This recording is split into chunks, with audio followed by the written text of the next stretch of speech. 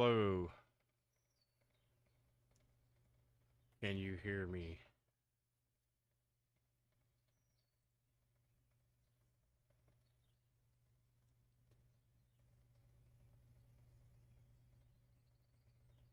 Running about 90 watts from the Variac through uh,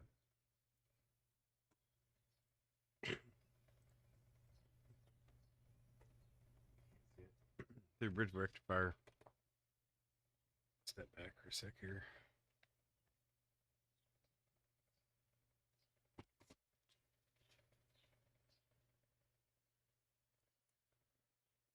So yesterday we tested the 120 volt power supply, running about 220 to 250 watts, based on the rainwater and the eighth-inch gap allowed about 230 watts to go through it, and we saw the rise of about 1 psi from 3 to 4, right? So we don't want to go from 0 to 1 because there's a tank, there's hose, about 9 feet of hose that has to build up. So there's a lot of volume in this quote tank that needs to be flushed before, an actual continuous pressure reading could be taken. So get it up high enough, and it's even better to be higher because with no check valve in the system other than just the ball valve here, I have a check valve that I'm going to be installing here. This is a 3/8 NPT one-way check valve. It's very high psi rating, so hopefully the very low psi here can actually actuate the check valve. So without that, it's actually more to get a psi reading to go up with the larger tank. Obviously, it takes more CFM or whatnot to charge it up. So therefore, measuring from like a raise from 3 psi to 4 psi is much more accurate, much more significant than 0 to 1.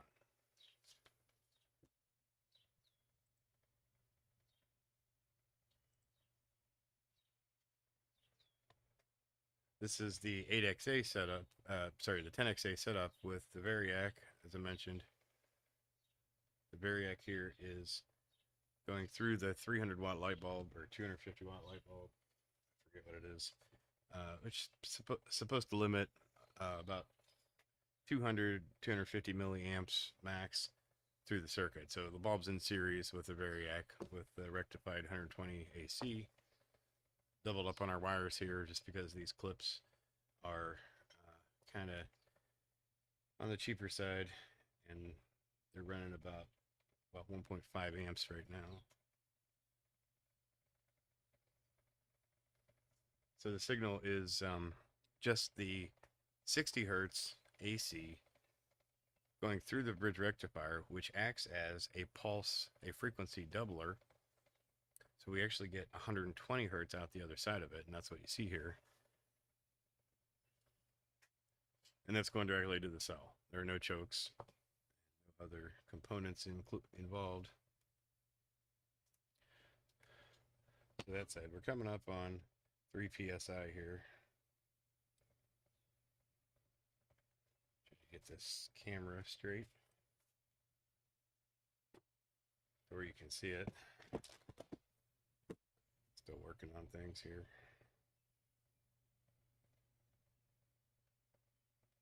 Coming up on 3, and we'll just count the number of times it takes at 90 watts, I guess, to go to 4. The point of this is to baseline the 230 volts or 250 watts, let's say, from the bench power supply versus something equivalent to from the Variac having the unipolar pulses, having the ever-changing amplitude,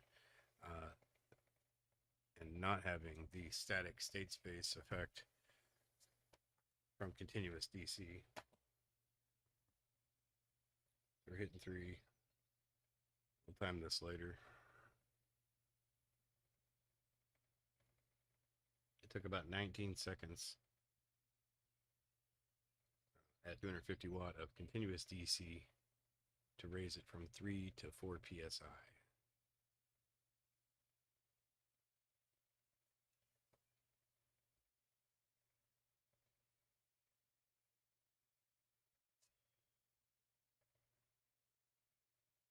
Yeah, yeah, that's the 10XA setup. So we've got the 9XA and the Arduino driver, and we can make the gated pulse. I've got the two gate driver signals here that you can see on the scope that we can try as well. But those are not connected right now. Nemo, this is that gate driver chip I was talking about. Um,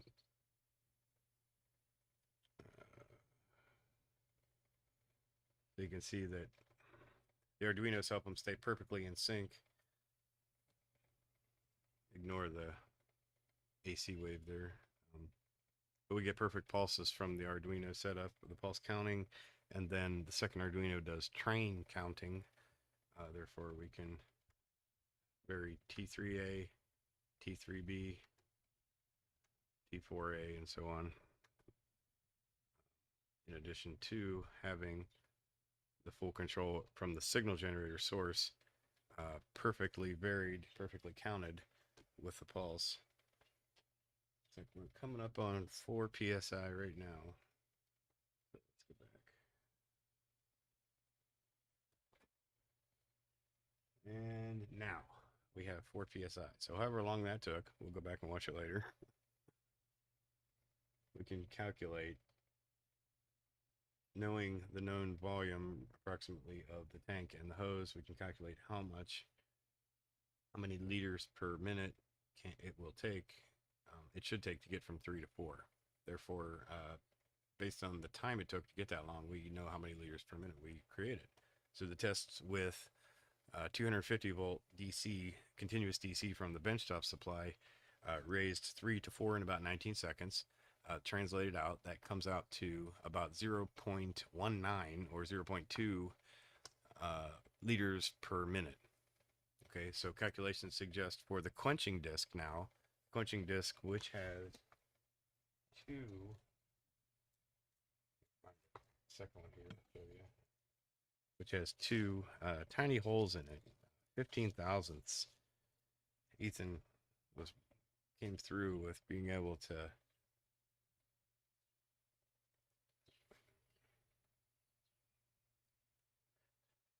drill 15 thousandths, two small 15 thousandths hole. Stan says the length of the quenching circuit must be 15 thousandths. Turn that off for a minute. Must be 15 thousandths. Therefore, this is what allows the non-combustible ambient air gases to affect the quenching circuit. And the reason is that trapped in water is 17 to 19% non-combustible ambient air gases. Through the electrical polarization process, these 17 to 19% gases are liberated, they're released, and they flow up through the gas output, right? It is a multi-gas generator, as Stan stated. Now, the quenching circuit behavior works because these particles are much bigger, the hydrogen's much smaller. In order to have flashback, the hydrogen and oxygen must recombine. The whole concept behind this is then to prevent recombination, and that 1/8 of an inch of length of the disc gives us that. This is a spec from Stan specifically, as well as the 15 thousandths. He says anywhere at least or better than 15 thousandths diameter, and that causes the non-combustible gases to get trapped in the tube, in the disc, as well as the tube version that he made, which was a very long tube that had the same 15 thousandths diameter, multiple pathways, up to 5 or 6 pathways in the tube, each one being 15 thousandths. And therefore, the quenching circuit is able to prevent spark back ignition because of that, because of these non-combustible ambient air gases assisting the safety of the process.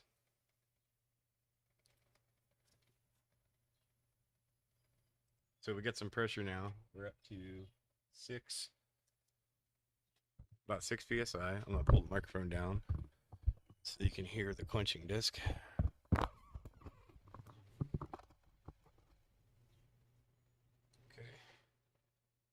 Reposition our camera. Disc.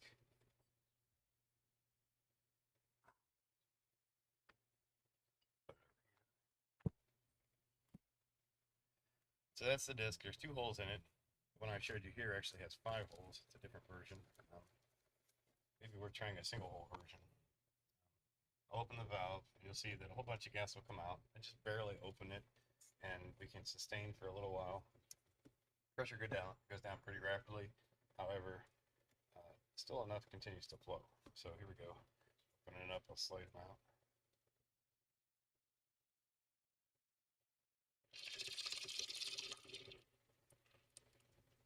It's about 2 psi. So the adjustment's very coarse at this point. The ball valve opens quite a bit. That lets a lot more through than probably I have to. So I have ordered, in addition to the check valve that we're going to be putting in, I've also ordered a needle valve, half-inch needle valve that I'm going to be able to put after the ball valve. And be able to very small amount. See, this is interesting. There's some water trapped in the hose, and it's helping to be a secondary bubbler, if you will. But it also traps some pressure too. So every once in a while, the differential is overcome, and a big surge of whatever pressure was stuck in the hose can come through.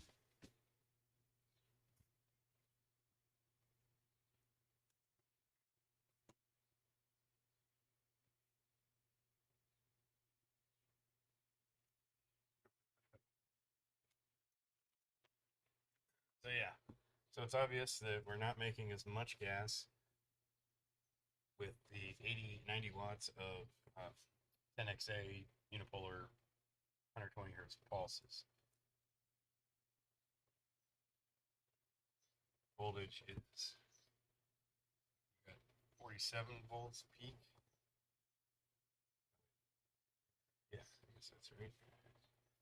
Yeah, 47, even though Variac says about 78, but can't trust that because of the current loading.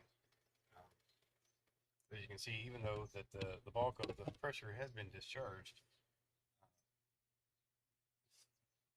what the cell is producing is still able to make those continuous bubbles you're seeing there.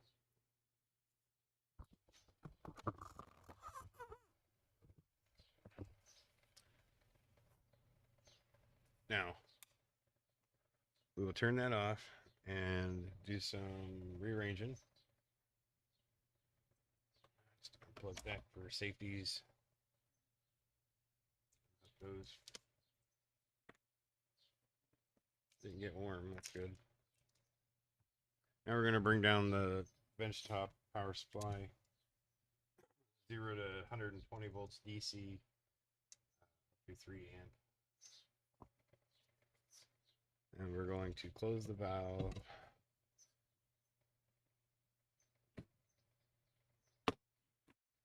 Put the camera back on the cell.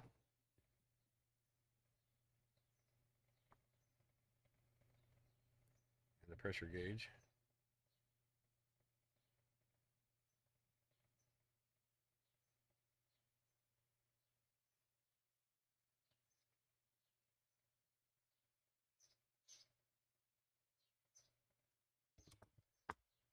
Power supply. We got about 24 volts here. Let's not do that. Let's go up to about 90 volts. Should be the same as where we were at with the unipolar pulse. Now you have to consider that there is more current flowing because it's continuous DC. The on time is greater. Come on, power supply. Okay, 90 volts. Turn that on. Big whoosh of gas coming out there. Filling up. bubbler bubbles increase. We'll watch our pressure. I've had the valve open, so we have this backfill purge kind of period until enough pressure, until enough of the air is pushed away from the valve, the gauge perhaps. I'll open it a little bit. Try to purge a little bit of that. Let's see how long it takes for any action on the needle at 260 watts. The supply has gone into constant current mode at 3 amps, and it's capping it out, so the voltage has dropped to 85.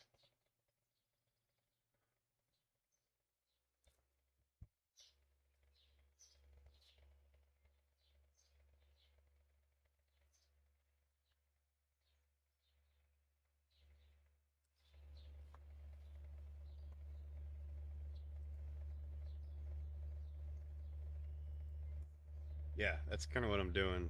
It's like if I can get same pressure rise over time, better or hopefully better than with continuous DC, obviously it would indicate that voltage is taking over instead of current. Because right now it's a current-based reaction still, even though it's the unipolar AC, still pulling 3 amps from, I'm sorry, when it was the unipolar AC, we were still pulling 80, 90 watts, so it's about 0.75 amps perhaps. Now we're pulling 3 amps. Obviously, it's a much hotter process. Cell's getting really warm. Pressure's climbing though. Pretty good.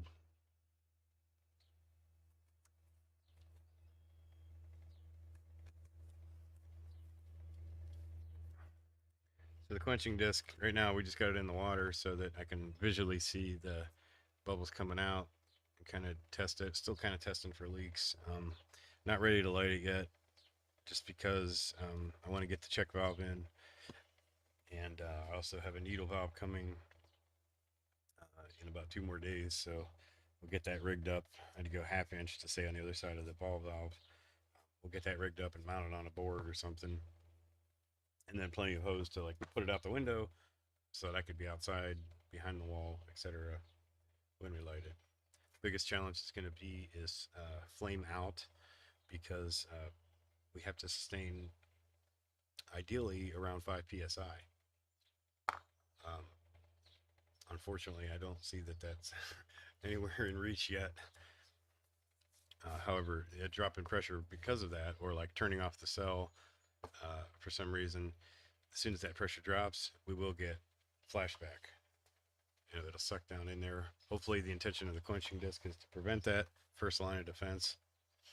Second line of defense, technically the ball valve or needle valve. Third line is this hydrogen spark arrestor that you can't really see. Pull it this way a little bit.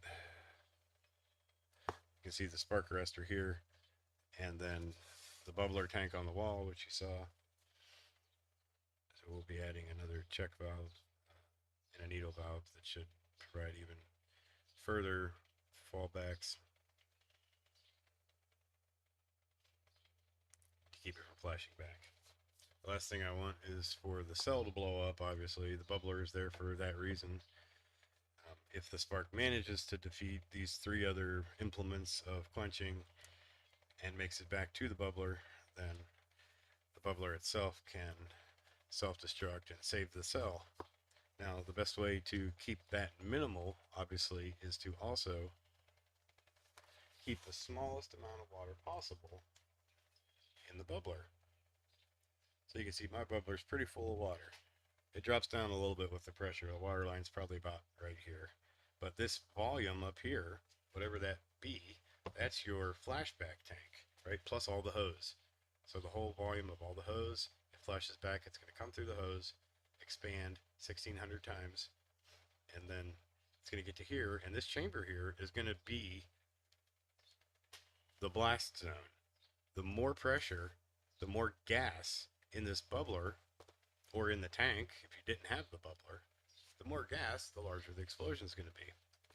So if you keep a very small amount of gas in there, a very small volume of gas versus water, then there's very little that needs to expand, and destruction from flashback is significantly reduced.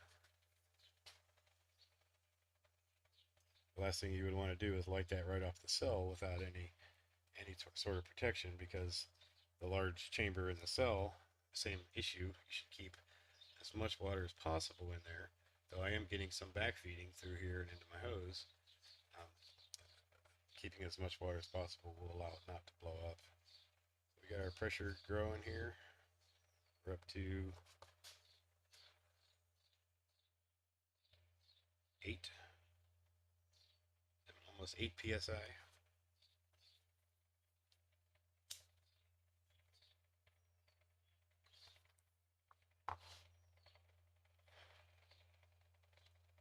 See if we can get it up to 12, and then we'll let her have it.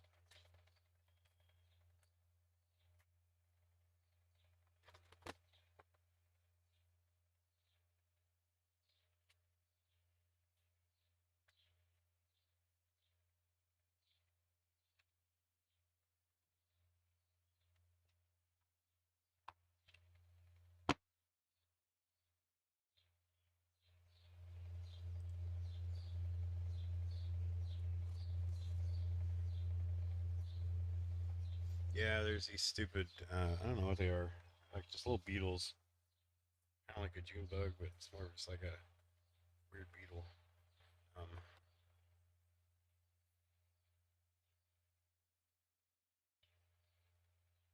that guy there.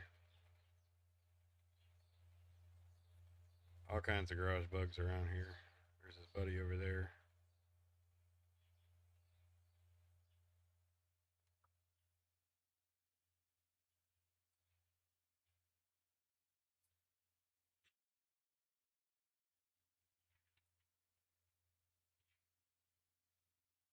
Quenching block nozzle here is kind of ideal to like put a balloon on top of it, and then we could fill up the balloon and celebrate freedom by tying a wick to the end of it and letting it float up in the air. I might have to try that tomorrow.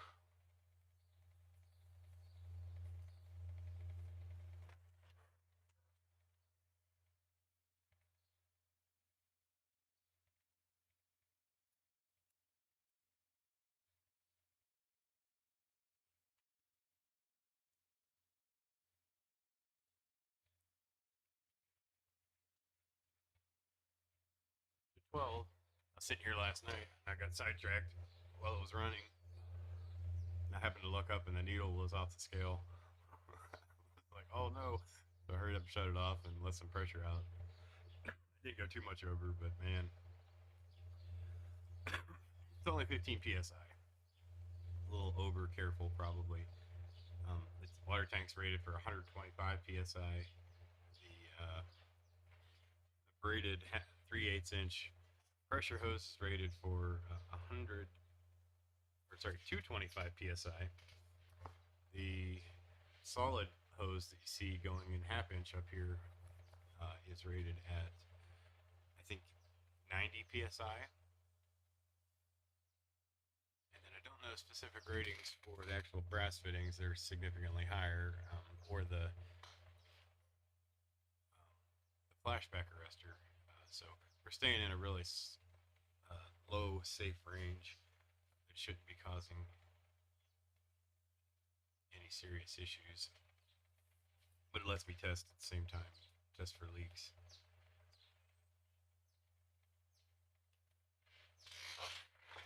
That bear past 12, 13, almost 14 psi. We'll shut it off here.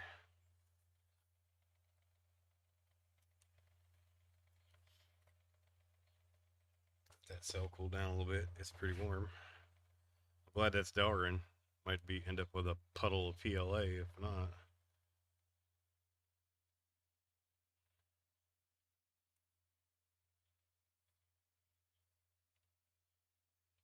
Turn it like that, maybe. Yeah. Here we go. 12 and 13 and a half psi roughly. Just slowly open this huge valve.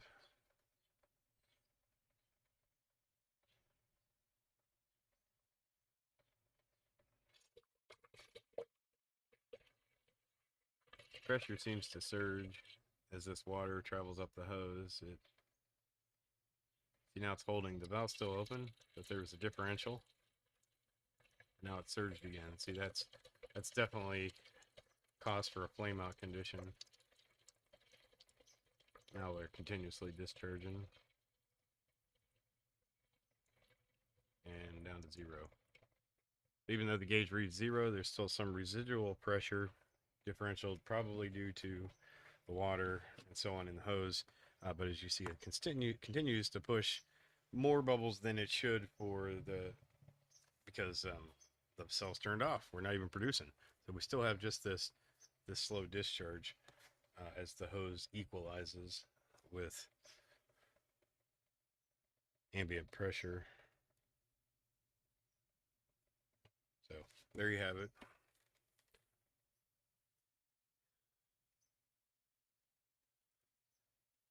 We'll see if we can do another one later here. We'll hook up the gated pulses to it, and you'll be able to see that even though we can only drive it at around 15-20 watts max, before it blows up, my IRFPs here, they're good for quite a bit. I've got a pretty good, show you that. Got a pretty good size heatsink on that, and 2 IRFPs there. The 100 ohm 10 watt 9XA resistor.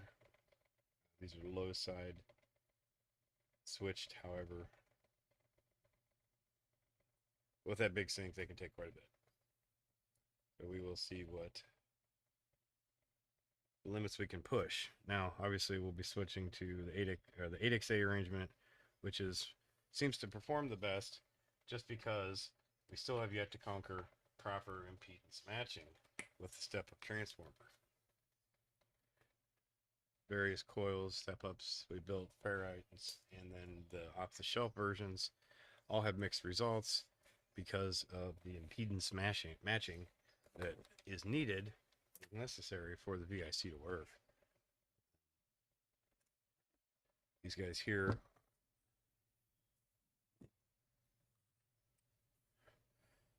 have been real handy.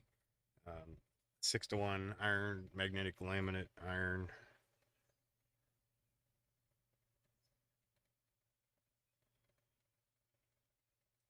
Can you read it? So 120 on one side, 12-0-12 on the other side. I often use half of the secondary, so the full thing is about 45 millihenry measured open, and half of it's roughly 22.5. Same with this one. This one was a little different, 35, so 17 and a half, 600 roughly on the other side.